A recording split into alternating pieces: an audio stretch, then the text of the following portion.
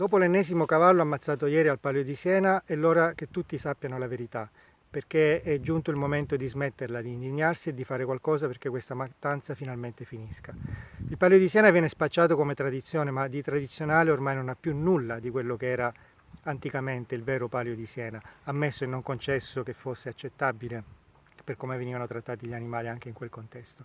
Oggi il Palio di Siena è una corsa a tutti gli effetti, dove le caratteristiche principali sono due: il giro di soldi che coinvolge Comune, Contrade e Fantini, è una pista che è fatta apposta per innescare l'incidente con due curve a 90 gradi.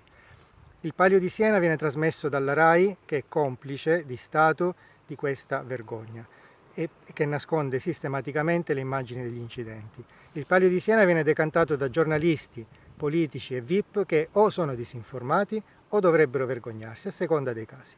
Il Palio di Siena viene addirittura proposto come patrimonio dell'UNESCO, e questa è una barzelletta rispetto a quello che è questa istituzione internazionale. E invece è l'ora di sapere la verità.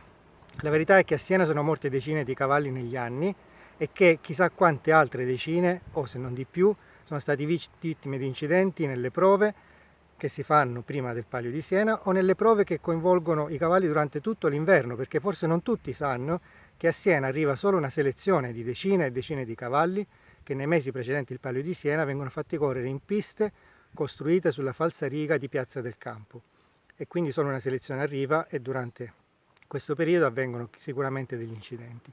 Che a Siena vengono fatti correre fantini che non provengono dalla tradizione, non provengono da Siena, o salvo forse qualcuno per caso, ma sono coinvolti in una sorta di circuito professionale che li vede correre in tutta Italia in pali, quintane e giostre, quindi sono una sorta di professionisti che, oltre a guadagnare dei bei soldi, non hanno alcun legame col cavallo che montano. Quindi il loro obiettivo è solamente quello di spingerlo al massimo, e chi se ne frega se si rompe, tanto l'obiettivo finale non è salvaguardare il cavallo come magari poteva essere nella tradizione antica del Palio.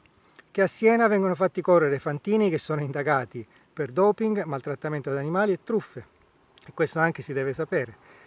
Che a Siena, proprio per come è fatta la pista, il cavallo è consapevolmente esposto al rischio di un grave incidente, perché un cavallo lanciato al galoppo, data l'anatomia dei suoi arti, a percorrere una curva di 90 gradi, è quasi aritmeticamente soggetto o a un incidente o a un ferimento o comunque a un rischio grossissimo di andare incontro a questo pericolo.